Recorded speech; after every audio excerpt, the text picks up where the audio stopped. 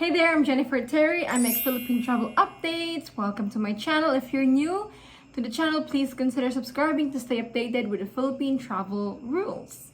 Today is November 10. What's the update on Philippine travel? Well, good news, the Philippines COVID cases is still decreasing. It's still going down. The positivity rate means the number of people getting positive results is still going down. The positivity rate last November 8, according to the Department of Health, data drop is below 5%. And this is the first time that our positivity rate is below 5% since January 31. Wow, since the beginning of this year. So we are like back to the COVID-19 situation like December or January this year. So just before Delta came in the picture. That is good. Means more restrictions will be eased. Filipinos can somehow have a merrier Christmas. It also affects you guys. The lower the cases here, the more they will relax restrictions. And thanks to the Filipinos' increase in vaccine acceptance and confidence. According to the National Task Force, in their last WS survey data showing that vaccine acceptance among Filipinos has increased from 46 to 64%. Good job. Let's get vaccinated, guys, so we can go back to normal just like other countries, diba? Hindi lang tayo puro sana all para maging same din sa atin, diba?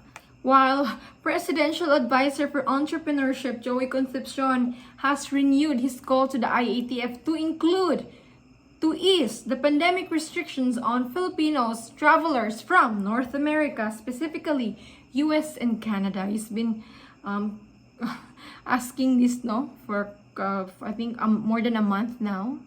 He really wants to push. He's really suggesting the IATF to test before travel and then test upon arrival with no quarantine required. It will be beneficial to a lot of kababayans, Balikbayans wanting to see their families.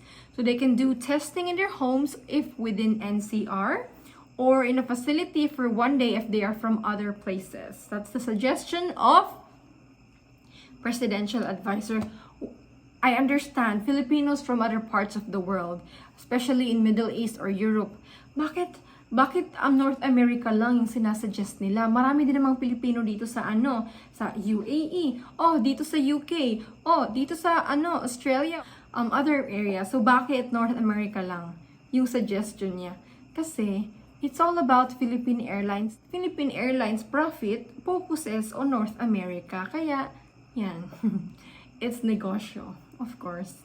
Anyway, it's a good thing that somebody's, pushing for ease restrictions for these travelers. Kasi I think US is the #1 country that holds most Filipinos, especially Balikbayans. And we know that Balikbayans are key drivers in the economy of the Philippines too.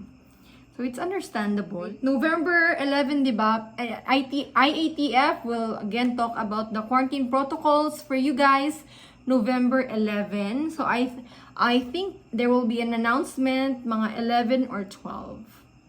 Or pwede ding 13. So in between those dates. I will let you know as soon as we find out. Hoping, cross our fingers that they will scrape the green, red, yellow protocols and just, if you're fully vaccinated, if you have a negative test result, then, it's simple. But I kind of understand the Philippines, our vaccination rate is still low, guys. No, we're still at like 35% plus or 37%. Yan. So we really need to ramp up our vaccination. Yan, get vaccinated. Encourage your families here to get vaccinated. It's for their own protection in the man. Good news for Philippine Airlines passenger, your COVID test will be a little bit cheaper now. So remember, guys, if you're landing in Manila, there are two laboratories. So you can, if you're flying with a foreign airline or we're landing in Terminal 1 or Terminal 3 in NAIA, you'll be tested by PadLab and that will cost you 2,500 pesos. If you are a person with disability or a senior citizen who is a Filipino citizen, you can avail a discount of I think 20 to 30%. So the good news is that if you're a Philippine Airlines passenger, from 3,000 pesos, your COVID test will now be at 2,500 pesos per person. Remember, the children will pay the same price. Yeah, 2,500 pesos po. So, nabawasan ang 500. So, remember guys, if you're landing in Manila, yan, 2,500. If you're landing in Clark, 2,400. If you're landing in Cebu, then it's for free. Yan. If you're landing in Clark pala, 2,500 if it's with Padlab, 2,400 if with Red Cross. Yan. Cebu is the best situation. It's free. Thanks to Department of Health Region 7 and Governor Gwen. Sana all. And another note po, for the Filipinos landing in Naiya, e-gates will be reactivated again. So remember guys, yung parang machine na you just ilalagay mo lang yung passport mo, then hindi ka na pupunta sa immigration officer, yung isa-scan na lang ng yung passport mo. So the e-gates are intended only for Filipinos or OFW. Fears that this could expose passengers because the scheme requires you to have your fingers biometrically scanned, like ilalagay mo, diba, dun sa machine. So, immigration officer that they will systematically, ano tawag dyan, yung parang isa-sanitize. I suggest you guys, you bring your own sanitizer, diba? Oh, some good news for our kababayans in the Middle East or even those who want to land in Clark. Clark Airport announced that there will be daily flights to Doha via Qatar Airways starting November 15 in Clark Airport. So Qatar Airways Doha to Clark, Clark to Doha will be operating daily. And also in Dubai, then good news that Emirates will be operating. Yan, marami ng schedule, Clark. So for like Dubai to Clark, Clark to Dubai every Monday, Friday, and Sunday. And then there's also Tuesday, Wednesday, parang Monday, Tuesday, Wednesday, Thursday, Friday, Saturday. Yeah, every day. Every day na may flights Dubai to Clark, Clark to Dubai. AirAsia also announced that they will be operating again, resuming Hong Kong and Singapore flights. Yan. So AirAsia Philippines will resume flights to or from Singapore and Hong Kong in December. So beginning December 4, Manila to Singapore, Singapore to Manila every Saturday. While two weekly flights, Hong Kong to Manila, Manila to Hong Kong starting December 5.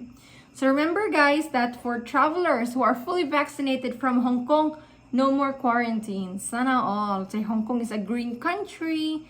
Yan, you just need to be fully vaccinated and a negative test result. While going to Hong Kong, so let's say you are from the Philippines and you're going to Hong Kong.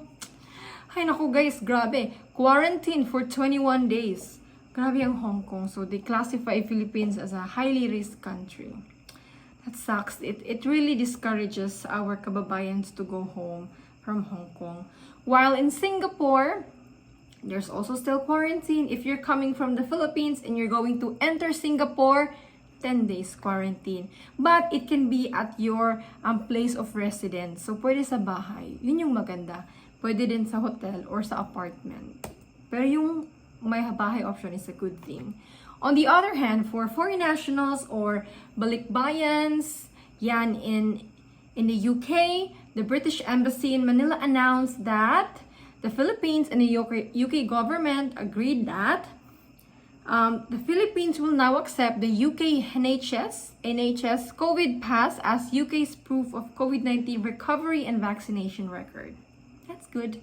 But don't worry guys, yeah, it's good for foreign nationals. Don't worry, your NHS will be accepted. And there are also changes for travel to Singapore pala guys if you're coming from Manila.